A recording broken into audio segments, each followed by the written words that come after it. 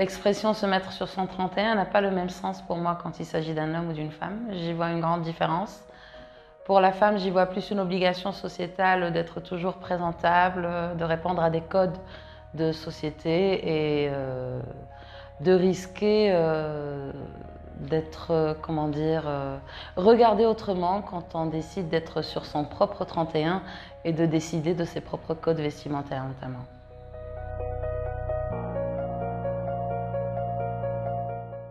Au fait, la journée du 8 mars fait partie des nombreuses occasions de lutte qui ont été travesties à travers les générations et qui sont devenues de misérables petites journées où l'on offre des roses et de la lingerie et du chocolat à des femmes.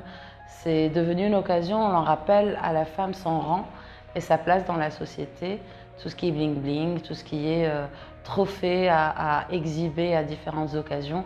Et on a oublié l'essence et l'essentiel même de cette journée, c'est-à-dire c'est une journée de célébration, non pas de la femme, mais de toute la lutte et tous les combats qu'elle mène depuis des générations. Et malheureusement, j'ai l'impression personnellement, en tant que citoyenne, en tant que femme, qu'on n'a jamais fini de commencer et de recommencer le combat pour les droits de la femme.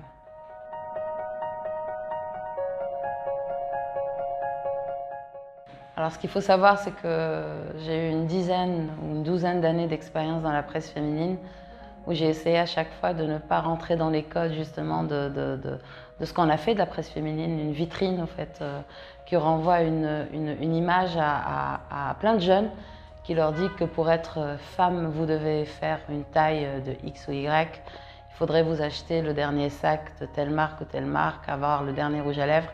Et j'ai toujours essayé quand des pages de reportages de rue n'existent pas, de les ramener dans des magazines où je faisais vraiment un journalisme de proximité, où j'essayais d'aborder les sujets qui touchaient à la femme, mais sous un autre angle, tout ce qui est tabou dans la société, dans une société comme la nôtre, que ça soit moi je me souviens un jour, j'avais parlé de la prostitution pendant Ramadan, et je m'étais attiré la foudre non seulement des lecteurs, mais aussi de mes consoeurs et de mes confrères en parlant justement d'un tabou qui touche les femmes.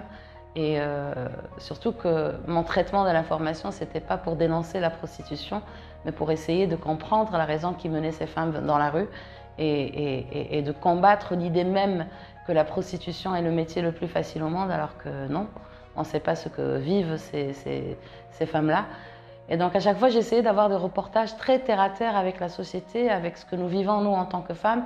Et la presse féminine, elle a son côté très beauté, très bien-être et très paraître finalement, mais elle doit aussi, à mon avis, et ça se fait aussi au Maroc, de maintenir ce côté vraiment réaliste de ce que vivent, ce qu'endurent, il ne faut pas avoir honte de le dire, les femmes dans des sociétés comme la nôtre.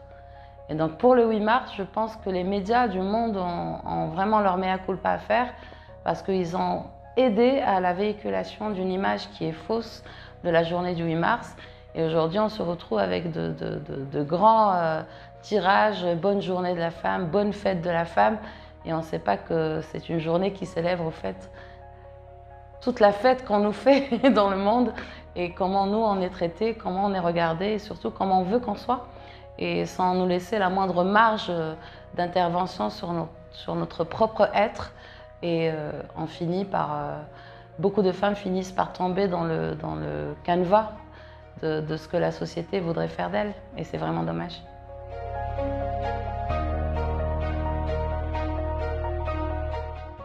Et déjà, il faudrait arrêter de dire femme ou homme. Femme, ça veut dire beaucoup de choses. Je pense que dans femme, il y a les 60 000 adjectifs relatifs à la femme. Elle est forte, j'espère indépendante quand elle le souhaite, une bagarreuse, une guerrière, une dame velours mais qui se transforme dès qu'on touche à ses enfants ou à ses êtres chers, une intellectuelle, une chercheuse,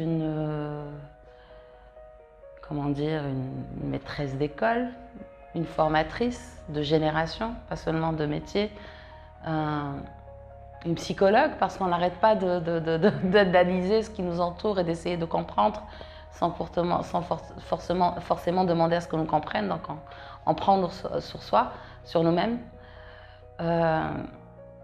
Une justicière, mais aussi une mal-aimée, une mal aimée, incomprise, une femme travestie pour être ce qu'elle n'a pas envie d'être forcément.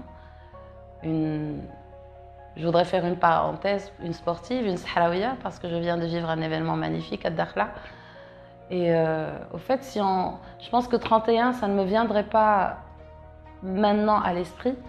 Pas parce que je manque d'adjectifs, mais parce que je trouve que tous les adjectifs de la planète ne suffiraient pas à décrire ce que nous sommes, mais aussi ce dont on est capable si on nous en laisse l'occasion et si on nous en donne le droit basique au fait de l'être. La femme pour moi, les 31 sont enfouis dans le mot femme, car elle représente beaucoup plus que ce qu'on pourrait dire d'elle ou comment on pourrait la décrire. Voilà. Bah, 10 sur 10. Merci.